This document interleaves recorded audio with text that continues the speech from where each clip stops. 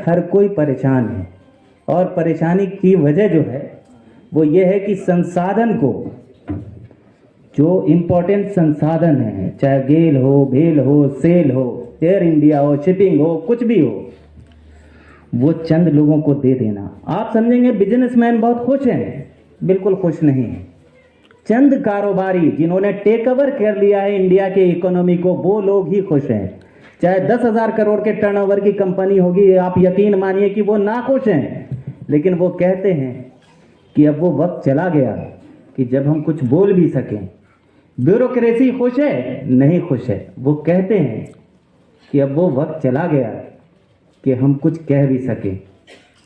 जो एजेंसी का यूज़ करते हैं, ईडी, सीबीआई, आईटी की बात करते हैं, माफ़ कीजिएगा, दबे लफ्ज़ों में ही सही, जुडिशियरी को भी अब लोग इंक्लूड करने लगे हैं कि वो भी कंप्रोमाइज्ड है।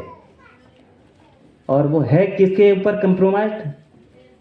आप डिक्टेटरशिप नहीं कहिए, ऑटोक्रेसी कहते हैं ना। ये समझ लीजिए कि देश के एक आदमी के पास पूरी ताकत दे दी गई है। तो आज के वक्त में हम उस हिंदुस्तान में खड़े हुए हैं। लेकिन एक, आप लोग घरों में चिड़िया पालते होंगे, पिंजड़े में देखा होगा, तो वहाँ प्रोडक्शन भी होता है। तो आप देखेंगे कि जो बच्चे होते हैं छोटे छोटे, उनको पता नहीं होता है कि आज़ादी भी कोई चीज़ होती है। वो पिंजड़े में ही बड़े होते हैं, पैदा होते हैं, बड़े होते हैं और फिर मर जाते हैं। उनको नहीं पता कि बाहर की दुनिया क्या है। लेकिन अगर उनको आज़ाद छोड़ दिया जाए तो उनके पास पंख लगा हुआ है, उनको पता है कि वो आज़ाद पंछी हैं।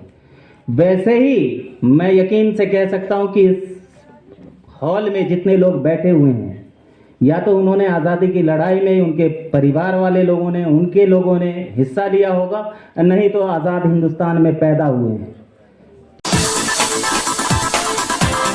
तो जो आज़ाद हिंदुस्तान में पैदा हुआ, वो कैसे इस बात को मान ले और उस पर यकीन बना ले कि हम गुलाम हो गए हैं और हमें कोई फर्क नहीं पड़ता।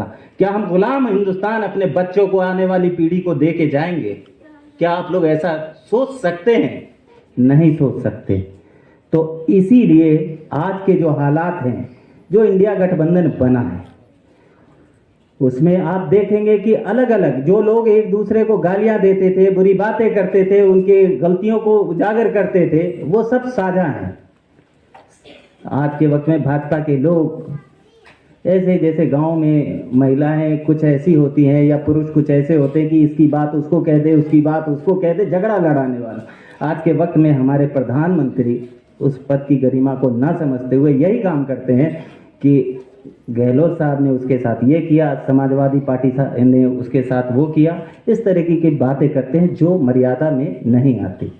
मैं सिंपल सा यही कहता हूँ कि जिस तरीके से राहुल गांधी ने एक शुरुआत करी, चूँकि मैं कांग्रेस का नेता हूँ, नेता क्या हूँ, आप ही के बीच से उठ के आया हूँ, तो आप ये समझ लें कि जिस तरीके से पार्टियाँ जुड़ रही हैं अपने विचारधाराओं के बाद भी, चूँकि कॉन्स्टिट्यूशन को बचाना है, हिंदुस्तान को बचाना है, जो आज़ादी के लिए, जिस आज़ादी के लिए हमारे लोगों ने शहादत दी थी, उसको बचाना है।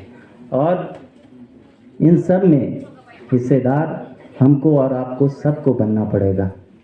अदीब साहब, मैं आपके वीडियो सुनता हूँ और यकीन मानिए मुझे पसंद है बहुत, और उसको कई जगह फॉरवर्ड भी करता हूँ कि बहुत सारे हमारे डिफरेंसेस होने के बावजूद हम लार्जर स्केल पे कि आज़ाद हिंदुस्तान, जो कॉन्स्टिट्यूशन बाबा भीमराव अंबेडकर साहब ने हमको दिया है, उसको बचाने के लिए हम आज इंडिया अलायंस में एक साथ खड़े हैं। और चंद दिन बचे हैं। मैं सोशल मीडिया का आदमी हूँ, मैं उस लाइन पे जाना चाहता हूँ कि मुजरिम वही नहीं है जिसने जुर्म किया हो और बच गया हो। मुजरिम वो भी है, चाहे मैं हूँ चाहे आप हो, जिसने उसके जुर्म को देखा और खामोश रह गया, गवाही देने से बच गया। आखिर हमारे सरों पे ऐसे लोग कैसे राज करने लगे जिन्हें जेल में होना चाहिए और वो बाहर है?